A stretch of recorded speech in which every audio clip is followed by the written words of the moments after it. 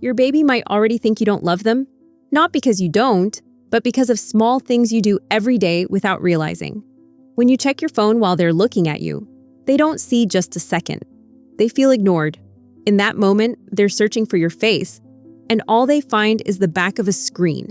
Babies don't understand your intentions, only what they feel. And some of these innocent habits, they can actually trigger stress in your baby's brain. There are 10 of them, and almost every parent is doing at least a few. Number 3 is something you probably did today, but don't worry. I'll show you how to fix every single one. Before we dive in, I need you to hear something important. The fact that you're here, watching this, you already care. That matters. And I'm not here to make you feel guilty. I'm here to show you something most parents never get taught, what your baby actually experiences in these moments. Let's start with the first one. Mistake number 1, the phone mirror. You're feeding your baby or sitting with them on the playmat, and your phone is just nearby. You're not addicted. You're not ignoring them on purpose. You pick it up the same way you'd pick up a glass of water, automatically. But here's what's happening on the other side of that screen. Your baby's primary source of safety in this world is your face, not your voice, not your hands, your face. It's where they go to check. Am I okay? Is the world okay? Do you see me? There's actually a famous psychological study called the still face experiment that proves this. When a parent's face goes completely blank and unresponsive, like when staring at a screen, a baby's stress hormones immediately spike. Their nervous system registers it as disconnection. The fix is simpler than you think. It doesn't require putting your phone away forever. It just takes a deliberate pause. Try giving them 15 full seconds of unbroken eye contact, really looking at them, letting them look at you, and their nervous system resets. The connection comes back online. Mistake number 2, the delayed response. Your baby cries, or they fuss, or they reach, and you're in the middle of something, so you wait. Now, to be clear, taking 45 seconds to finish pouring boiling water or washing your hands is perfectly okay, especially if you call out gently to let them know you hear them. But if you are regularly ignoring them for prolonged periods to finish a text message or fold laundry, here's what your baby is learning in that silence. No one is coming. I am alone with this feeling. In the first year of life, babies are not building independence by being left to wait. They are building a mental map of the world. And the most important question on that map is, when I need someone, will they come? You don't have to be instant. You don't have to be perfect. You just have to be consistent. Mistake number 3, the heavy sigh. This is the one I mentioned at the start, the one you probably did today and didn't even notice. It's not a shout, it's not even a word, it's just a sigh. A low, slow exhale that escapes when you're tired, when you've changed the 4th diaper of the morning, when the crying hasn't stopped, when you're touched out and sleep-deprived and quietly running on empty. You don't mean anything by it, but your baby hears it. Babies are extraordinarily sensitive to vocal tone. Long before they understand language, they are reading the emotional content of every sound you make. That sigh, the weight of it, the flatness of it, registers as a shift in the emotional climate around them. And here is the heartbreaking part. Babies don't have the context to understand why the air in the room just changed. They can't logic their way through your exhaustion. Instead, they act like emotional sponges. They absorb that heavy tension, and suddenly, their safe space, you, is radiating stress, which makes their own tiny nervous system sound the alarm. That small exhale you don't even think about. To your baby, it changes everything. The fix isn't pretending, it's pausing. One breath in, one breath out, intentionally. And then, if you can, add a single drop of warmth back into your voice before you speak. A soft, okay, let's do this. It takes 3 seconds, and it tells your baby, the world is still safe. You are still safe. Now, before we keep going, I have to bust a myth, because a lot of what we've covered goes against what many parents have been told. You've probably heard that responding too quickly spoils a baby, that too much comfort makes them clingy, that the best way to raise an independent child is to let them figure things out on their own, starting early. Here's what the science actually says. Babies who are consistently responded to, held, soothed, seen, become more emotionally secure. And more secure babies grow into more confident, more independent children, not less. And intentionally withholding that response to toughen them up? That leads us directly into mistake number 4, ignoring to build independence. This is different from a delayed response. This is deliberate withholding, letting them cry it out, not as a sleep method, but as a philosophy, believing that comfort is a reward for bad behavior, and that pulling back teaches strength. When a baby reaches for connection and finds nothing, their body doesn't learn patience, it learns threat. The stress hormone cortisol rises. Their heart rate climbs. Their entire system goes into a kind of low-grade survival mode. Security isn't the absence of need. It's the confidence that need gets met. Mistake number 5, the silent lift. This one surprises people. You walk over to your baby, reach down, and pick them up. No warning, no signal, just up. It takes half a second and you've done it 1,000 times. But imagine, for a moment, being your baby.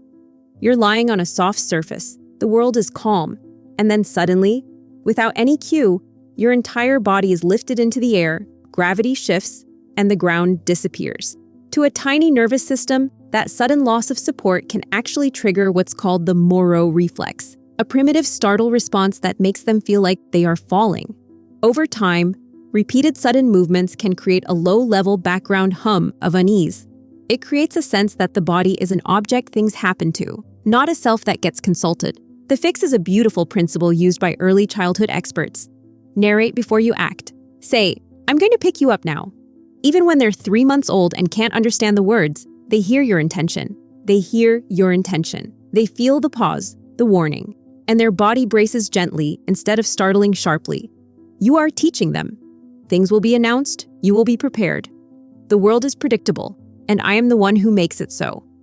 Quick pause. If your baby is anywhere near you right now, in the same room, in your arms, on the floor nearby, I want you to look at them. Just look and smile. Not a performance, not a big goofy face, just a quiet, real, genuine smile. That right there, that single moment, that is exactly what they need. And you just gave it to them.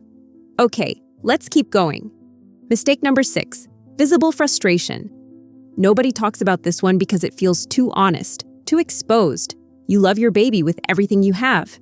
And sometimes, you also feel frustrated by them, by the relentlessness of it, the noise, the unpredictability, the way the hardest moments arrive right when you have nothing left to give. Now, let's talk about something most parents don't want to admit. Your face shows it, and babies are wired to read faces with extraordinary precision because your face is their entire emotional weather system. When it goes dark, even slightly, they don't have the cognitive ability to know they aren't the problem. They just know that their ultimate source of safety, your face, has suddenly turned stormy, and it triggers an immediate spike in their own anxiety. You don't have to pretend, but when you notice the frustration rising, even just naming it quietly to yourself, stepping back for one breath, that's enough to soften what lands on them. Mistake number 7, missed micro-affection. We tend to think of love in big moments, the long hug, the bedtime song, the hours spent on the floor playing together. But for babies, love is also measured in the micro-moment, the hand that brushes their back as you walk past, the brief stroke across their forehead, the squeeze of a tiny foot while you're changing them. Not because you have to, but because they're just right there. And they're just so wonderful. These aren't extras. They're not bonuses layered on top of parenting. To your baby, touch is reassurance. It says, without a single word, "I notice you. I'm glad you're here. You are not just being cared for. You are being loved." When those moments are consistently skipped, not out of cruelty, just out of busyness, distraction, routine, something small but significant goes missing from the connection. Let your hands say the thing your heart already feels. Mistake number 8, mismatched emotion.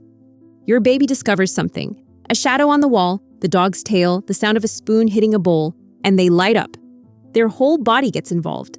The kicking, the reaching, the sound that can only be translated as pure delight. And you're there, physically present, but you're somewhere else. Turning something over in your mind, carrying the weight of something that happened earlier. And when you look at them, your face doesn't match their joy. This is called emotional misattunement. And for a baby, it is profoundly disorienting. Because babies learn what emotions are by having them reflected back. When they feel joy and they look at you and you mirror that joy, the emotion becomes real, completed, shared. But when they look to you and find a blank, preoccupied face, their emotional signal goes nowhere. It's like speaking and receiving no answer. To a baby, it feels like being emotionally invisible. You cannot always be perfectly attuned. Nobody can. But catching yourself, turning fully toward them for just one moment, letting their excitement land on your face. That one moment of real mirroring is worth more than you know. Mistake number 9, ignoring bids for connection. In developmental psychology, as this interaction is called serve and return. Your baby serves a look or a coo, and they are waiting for you to return it. It's how infant brain architecture is literally built. A bid is any small moment when they reach toward you emotionally. A look that lingers. A hand stretched in your direction. Each one of these serves is your baby asking a question. Not pick me up or feed me. Something deeper than that. The question is simply, do you see me? And when those bids are consistently missed, not ignored with intention, just missed in the blur of a busy day, your baby gets a slow, quiet answer they were never meant to receive. Turning toward them, even once, matters more than you know. Mistake number 10, mental absence.